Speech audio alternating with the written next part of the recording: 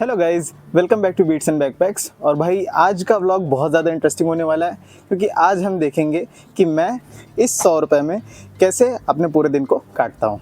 चलो चलते हैं अपनी पहली लोकेशन पे।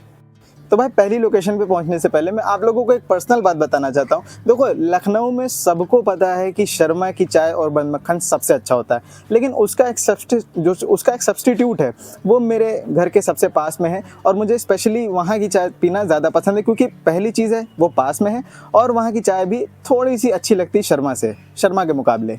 तो चलो वहाँ चलते हैं और वहाँ की चाय पीते हैं। मुझे एक बात बिल्कुल नहीं समझ आती है कि जब भी मैं कोई ब्लॉग शूट करने जा रहा होता हूँ तो most of the time Indradev इतना नाराज़ रहते हैं कि पानी गिराना शुरू कर देते हैं। अभी देखो, हालांकि पीछे धूप निकली है और धूप के साथ साथ थोड़ी थोड़ी बूंदें भी आ रही हैं। अब पता नहीं पूरी तेज़ बरसेगा या नहीं, लेकिन फ़िलहाल वहाँ चलते हैं और देखते हैं क्या चाय और बन मक्खन वहाँ कैसा होता है।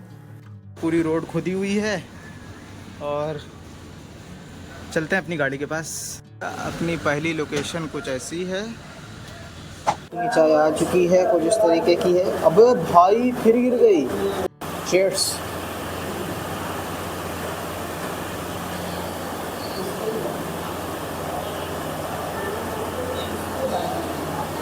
रोज़ की तरह हमेशा मीठी, मतलब उतनी मीठी नहीं जितनी होती है हर जगह, लेकिन सबसे बेस्ट चाय अभी तक की। और मेरे हिसाब से जिन्हें कुल्हड़ में पीना पसंद है वो यहाँ कुल्हड़ नहीं चलता है, यहाँ ऐसे ये वाले कप चलते हैं। तो ये कप में ही आपको देंगे। और चाय की बात है तो चाय अच्छी होनी चाहिए। कुल्हड़ उल्हड़ तो सब सेकेंडरी चीज़ें हैं, चाय बेसिकली अच्छी होनी चाहिए। तो चाय के पीछे एक चीज़ है कि जैसे कुछ होती हैं पानी पानी टाइप की चाय, लेकिन एक होती है जब सिप लोगे तो उसमें आपको थोड़ा सा गाढ़ापन लगेगा, तो वो होती है बिना मिलावट की चाय। तो मतलब यहाँ पे इस जगह पे आपको बिना मिलावट की चाय मिलती है, बिना पानी के, मतलब जो दूध में मिलाते हैं पानी उसके बाद चाय बनती है वो नहीं। पेवर दूध की चाय होती है। 10 रुपये की चाय का प्राइस है और 10 रुपये का फुल, और इससे एक बड़ा कप आता है 15 रुपये का जो कि होता है, और ये छोटा कप है 10 रुपये का है। तो 100 रुपये में से मैंने 10 रुपये खर्चा कर दिए इस चाय पे। और मेरी शुरुआत दिन की हमेशा यहीं सही होती है, इसलिए मैं हमेशा रोज़ यहाँ पे आके अपनी चाय मतलब पीता हूँ। तो भाई जल्दी से चाय को फिनिश करते हैं और चलते हैं अपनी सेकंड लोकेशन पे कि और क्या अच्छा 100 रुपये में हम लोग खा सकते हैं लखनऊ के अंदर। और भाई मैं बिल्कुल भूल गया था कि मुझे आप लोगों को बन मलाई का भी रिव्यू देना है, तो लगे हाथ मैंने वो भी लगवा ली।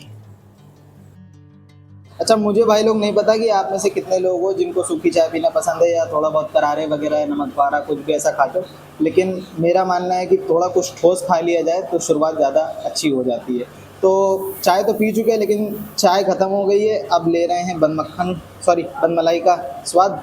और एक बार मैं तुमको दिखाता हूँ कि देखो कैसे बन मलाई के अंदर मलाई एकदम ठूस ठूस के भरी। तो ये है कुछ बन मलाई का, थोड़ा दूर रखते हैं फिर दिखाते हैं। लुक एट दिस, ये देख रहे हो पूरा अंदर तक के हिसाब किताब भरा हुआ है। और ऐसा नहीं वीडियो के अंदर सिर्फ ऐसा दिख रहा है भाई, यहाँ रोज़ हमेशा ऐसा ही चलती है। और कुछ अपनी पहचान भी है तो थोड़ी मलाई बढ़ के मिल जाती है।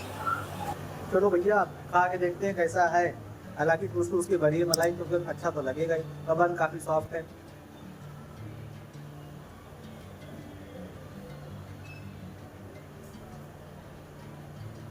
तबीयत हरी। और भाई मुझे खाते वक्त शूट करते देख आजू बाजू के लोग इतना ज़्यादा परेशान हो रहे थे कि मैंने जल्दी से ख़त्म करके दूसरी लोकेशन पे पहुंचना सही समझा। और भाई हम पहुंच गए अपनी दूसरी लोकेशन पे। और भाई अभी तक के ब्लॉग में हम लोगों ने यहाँ तक आते आते अपने 100 रुपये में से 55 रुपये खर्चा कर दिए। 10 रुपये चाय का और 35 रुपये का बन मक्खन मतलब बन मलाई। और भाई अपनी सेकंड लोकेशन से जो मैं लेके आया हूँ वो चीज़ है ये, यानी कि छोटे वाले समोसे।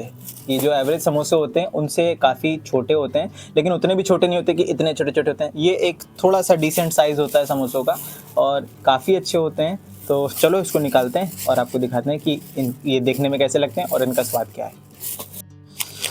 तो भाई ये है अपने कुछ समोसे और ये 30 रुपये के 5 मिलते, मैंने 20 रुपये के ख़रीदे तो 18 रुपये के मुझे 3 पड़ गए। तो इसको खोलते हैं और देखते हैं कि किस तरीके का साइज़ होता है और क्या स्वाद रहता है। एक सेकेंड, मैं एक ही खाऊंगा, ज़्यादा नहीं। तो लुक एट दिस, ये है कुछ हमारे वहाँ गोपी के समोसों का साइज़ और बहुत ज़्यादा जल रहा है भाई। एकदम गरम गरम कढ़ाई से निकाल के दिया था। खैर, ये है इसका साइज़। और इसके साथ में जो हम लोगों को मिली है कॉम्प्लीमेंट्री चटनीज़ होती हैं, ये मीठी वाली है और ये ग्रीन सॉस, ये थोड़ी सी कड़वी होती है। मैं ज़्यादा नहीं खाता क्योंकि इसमें हरे मिर्चे कभी कभी ऐसे खड़े हरे मिर्चे जो काटते हैं वो ज़ुबान पे आ जाते हैं और ज़्यादा कड़वा लगने लगता है, तो इसलिए ये जो है चटनी मैं बहुत कम खाता हूँ। और ये वाली चटनी जो है मोस्टली मैं ज़्यादा ट्राई करता हूँ समोसे के साथ। चलो इसका एक जल्दी से टेस्ट लेके देखते हैं कैसा है। अभी बहुत गएगा। और एक बार ज़रा तुम इसके अंदर की स्टफिंग देख लो कितनी प्यारी है। इसमें मैं एक चीज़ दिखाता हूँ, एक सेकेंड। ये देखो इसकी स्टफिंग तुम लोगों को दिख रही होगी। इसमें मटर है, आलू है और ढेर सारे मसाले हैं। बहुत ज़्यादा कड़वा नहीं है, सबसे अच्छी चीज़ ये है। इसमें मिर्चा ये लोग नहीं डालते हैं, जो खड़ा मिर्चा होता है हरा वाला वो नहीं डालते हैं। और बहुत ज़्यादा स्पाइसी नहीं होता है, हल्का स्पाइसी होता है और चटनी के साथ लगा के खाने में बहुत चटपटा स्वाद आता है, जो कि इन समोसों को काफ़ी ज़्यादा अच्छा बनाता है। तो चलो इसको फिनिश करते हैं।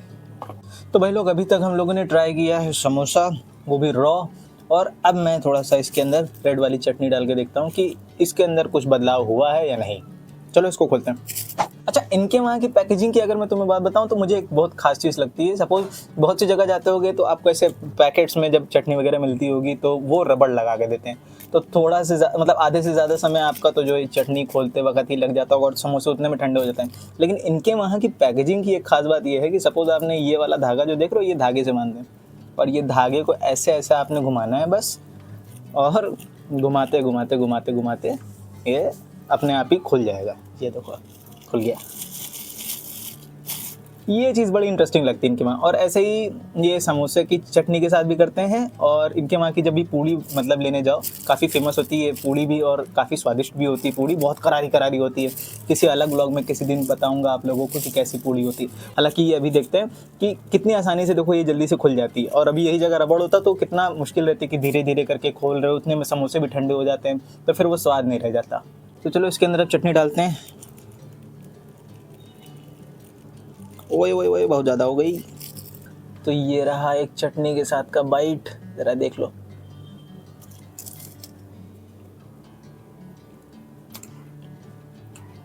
गजब, बहुत बढ़िया।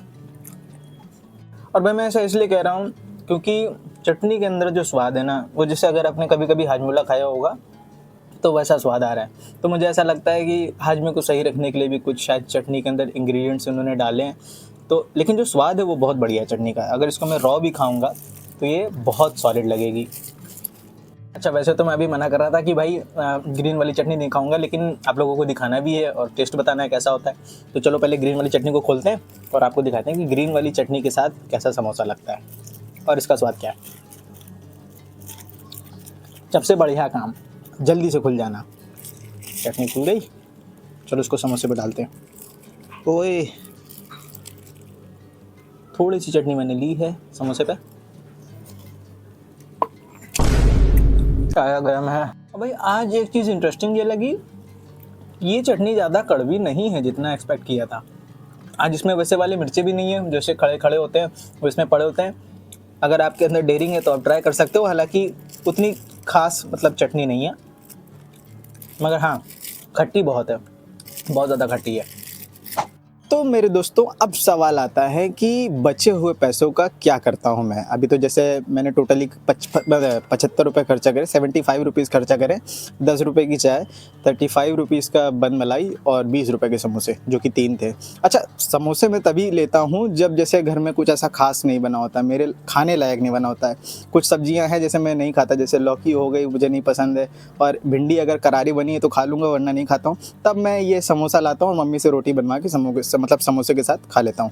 और अब बात करते हैं कि बचे हुए पैसों को मैं क्या करता हूँ। अब सपोज़ मेरे पास 25 रुपये बचे हैं तो 25 रुपये मैं कहीं से अरेंज करता हूँ, तो 50 रुपये का एक पेट्रोल मैं अपनी गाड़ी में जाके बढ़ा देता हूँ कि जैसे कभी अभी अचानक कहीं जाना पड़ जाए तो मतलब गाड़ी में पेट्रोल हो।